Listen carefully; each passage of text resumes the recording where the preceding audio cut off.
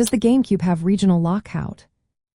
Have you ever wondered if you can play games from different regions on your Nintendo GameCube? This question brings us to an interesting aspect of gaming culture. The Nintendo GameCube does indeed have regional lockout. This means that games purchased in one region, like Japan, North America, or Europe, typically cannot be played on consoles from another region without some modifications. The GameCube's internal system, known as the initial program loader read-only memory, checks the region coding on game disks. If the game does not match the console's region, it simply will not run. The regions for the GameCube are divided into NTSCU for North America, NTSCJ for Japan, and PAL for Europe and Australia. Each console is set to only play games from its designated region. This practice was common among gaming consoles during the early 2000s. It allowed companies to control how games were distributed, priced, and released across different markets. However, the hardware of the GameCube is mostly the same across these regions, with the main difference being the video output standards.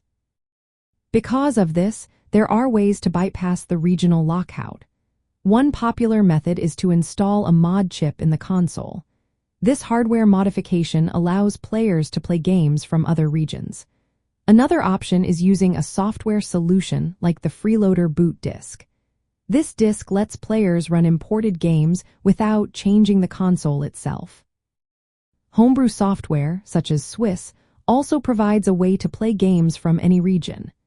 This software can be used to bypass the lockout, restrictions, and access a wider library of games. From a cultural perspective, the GameCube's regional lockout reflects how the gaming industry managed markets back in the day. It created a niche community of import gamers who wanted to play titles that were not available in their region. Many of these gamers turned to hardware or software modifications to get around the restrictions.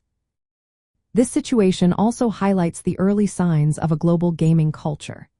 Players were eager to access games beyond their regional limitations, despite the challenges set by companies. The GameCube's regional lockout not only shaped gaming habits, but also influenced how communities formed around shared interests in gaming across borders.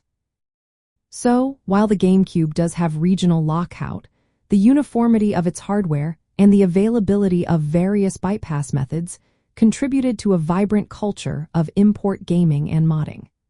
This aspect of gaming culture is a fascinating reflection of how players have always sought to connect with games from around the world.